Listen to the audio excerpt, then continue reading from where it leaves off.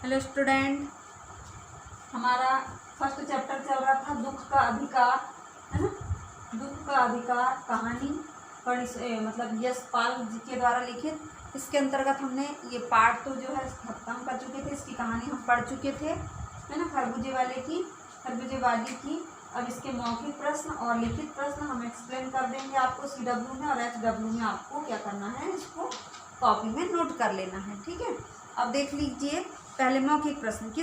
First question, किसी व्यक्ति की पोशाक को देखकर हमें क्या पता चलता है। तो पेज नंबर निकाल लीजिए आप 7 नंबर का, है ना। ऊपर पे देखिए पेज नंबर 7 रहेगा। 8 9 दिया है, 7 नहीं दिया है, 7 अपने मन से लिख लेंगे।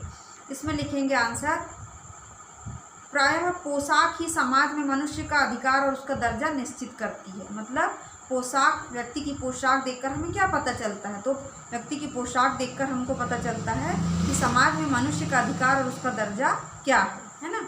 अगला क्वेश्चन, खरबूजे बेचने वाली स्त्री से कोई खरबूजे क्यों नहीं खरीद रहा था। उसी पेज में देखिए नीचे वाले पैराग्राफ में, सेकंड पैराग्राफ में, खरबूजे वाली स्त्री से कोई भी खरबूजे इसलिए नहीं खरीद रहा था क्योंकि खरबूजे बेचने वाली जो थी कपड़े से मुंह को छिपाए हुए थी और सिर को घुटनों पर रखे हुए फबक फबक कर रो रही थी, इसलिए उससे कोई खरबूजे नहीं खरीद रहा था। अगला क्वेश्चन, उस स्त्री को देखकर लेखक को कैसा लगा, है ना। तो सबसे आखिरी में जहाँ पर कहानी खत्म होती है, मतलब कि पेज नंबर 9 का सबसे लास्ट में, उसमें देख लीजिए लेखक क्या सोच रहे थे। सबसे आखिरी पेज में आ जाइए 10 नंबर के पेज में, कि शोक करने, उस स्त्री को देखकर लेखक को लगा शोक करने, गम मनाने के लिए भी सहूलियत चाहिए और दुखी होने का भी एक अधिकार होता है। हो गया ये क्वेश्चन। अब अगला क्वेश्चन है, उस स्त्री के लड़के की मृत्यु का क्या कारण था, है ना। तो उस स्त्री के लड़के की मृत्यु का कारण था कि उसे सांप ने डस लिया था। कब डसा था, जब वह खरबूजे तोड़ने के लिए गया था। मतलब कि पेज नंबर 8 में नीचे पैराग्राफ में देखिए लास्ट से फर्स्ट वाला, है ना, कि लड़का परसों सुबह मुंह अंधेरे बेलों में से पके खरबूज चुन रहा था। गीली मिट्टी की तरावट में विश्राम करते हुए एक सांप पर लड़के का पैर पड़ गया और सांप ने लड़के को डस लिया, है ना। अब अगला क्वेश्चन है, बुढ़िया को कोई भी क्यों उधार नहीं देता।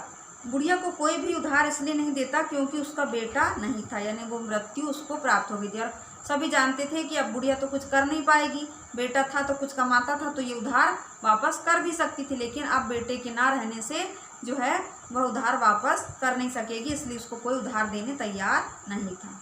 अब लिखित प्रश्न में आ जाइए। ये आपकी मौखिक पूरे एक्सप्लेन कर दी हमने, CW HW आपको करना है। अब लिखित प्रश्न में CW जो है देख लीजिए। पहला क्वेश्चन है, मनुष्य के जीवन में पोशाक का क्या महत्व है। पेज नंबर 7 में आ जाइए। सबसे पहला पेज, मनुष्य की पोशाकें उन्हें विभिन्न श्रेणियों में बांट देती है। पूरा फर्स्ट पैराग्राफ तो आपको लिखना ही पड़ेगा, है ना। प्राय पोशाक ही समाज में मनुष्य का अधिकार और उसका दर्जा निश्चित करती है। वह हमारे लिए अनेक बंद दरवाजे खोल देती है, परंतु कभी ऐसी भी परिस्थिति आ जाती है कि हम जरा नीचे झुककर समाज की निचली श्रेणियों की अनुभूति को समझना चाहते हैं। उस समय ये पोशाक ही बंधन और अड़चन बन जाती है। ये फर्स्ट क्वेश्चन का आंसर है। अगला क्वेश्चन, पोशाक हमारे लिए कब बंधन और अड़चन बन जाती है। वहीं पर देखिए, कभी ऐसी परिस्थिति आ जाती है कि हम जरा नीचे झुककर समाज की निचली श्रेणियों की अनुभूति को समझना चाहते हैं। उस समय यह पोशाक ही बंधन और अड़चन बन जाती है। हो गया। अब अगला क्वेश्चन, लेखक उस स्त्री के रोने का कारण क्यों नहीं जान पाया। पेज नंबर 8 में आ जाइए। फर्स्ट पैराग्राफ में, उस स्त्री का रोना देखकर मन में एक व्यथा सी उठी, पर उसके रोने का कारण जानने का उपाय क्या था।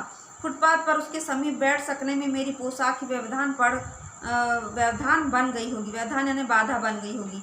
कहते हैं कि उस स्त्री के रोने का कारण इसलिए नहीं समझ में आ रहा था क्योंकि वो सोच रहे थे कि कहीं उनकी जो पोशाक है वही तो ही उनकी उसमें बाधा तो नहीं बन गई है।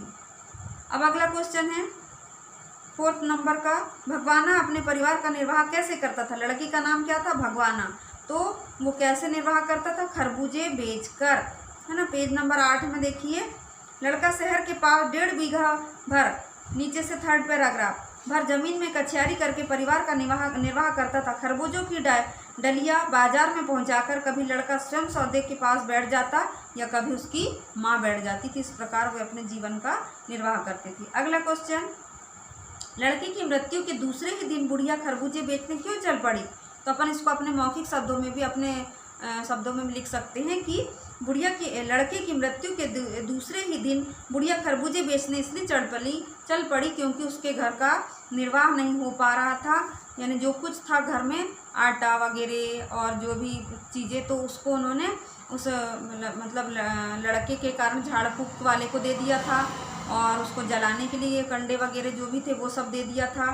कुछ भी नहीं था घर में, खाने के लिए भी कुछ नहीं था, इसलिए उसको मजबूरन दूसरे दिन खरबूजे बेचने के लिए जाना पड़ा, है ना। फिर अगला क्वेश्चन है, बुढ़िया के दुख को देखकर लेखक को अपने पड़ोस की सम्राट महिला की याद क्यों आ गई। क्योंकि उस बुढ़िया की कंडीशन के समान ही उस सम्राट महिला की स्थिति थी। ये पेज नंबर 9 में देखिए, सबसे नीचे वाला पैराग्राफ, उसके ऊपर वाला, है ना। सम्राट महिला पुत्र की मृत्यु के बाद उस पुत्र वियोगिनी के दुख का अंदाजा लगाने के लिए पिछले साल अपने पड़ोस में पुत्र की मृत्यु से दुखी माता की बात सोचने लगा।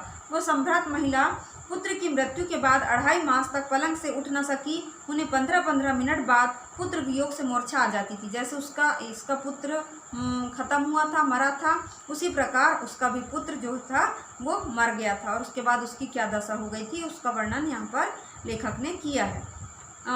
मूर्छा न आने की अवस्था में आंखों से आंसू नहीं रुक सकते थे। 2 डॉक्टर हरदम सिरहाने बैठे रहते थे, हरदम सिर पर बर्फ रखी जाती थी। शहर भर के लोगों के मन उस पुत्र शोक से द्रवित हो उठे थे, है ना। ये हो गया, ये पूरे 6 क्वेश्चन हमने बता दिए और ऊपर के 5 बता दिए। अब आप लोग इसको क्या कर सकते हैं, अच्छे से अपने शब्दों में भी कॉपी में नोट कर सकते हैं। और वैसे भी आप लोग बड़े हो गए हैं, हाई स्कूल में पहुंच गए हैं, तो एक बार लेसन को अपने से पढ़िए और उसमें से आंसर बनाइए, और निम्नलिखित प्रश्नों के उत्तर ये जो ख नंबर के 50-60 शब्दों में, इसको हम कल एक्सप्लेन कर देंगे। तो ये होमवर्क में आज आपका ये हो गया मौखिक प्रश्न या लिखित प्रश्न। मौखिक प्रश्नों को भी कॉपी में नोट कर सकती हो, क्योंकि कभी आएंगे तो अपने को याद रहेगा। धन्यवाद बच्चों।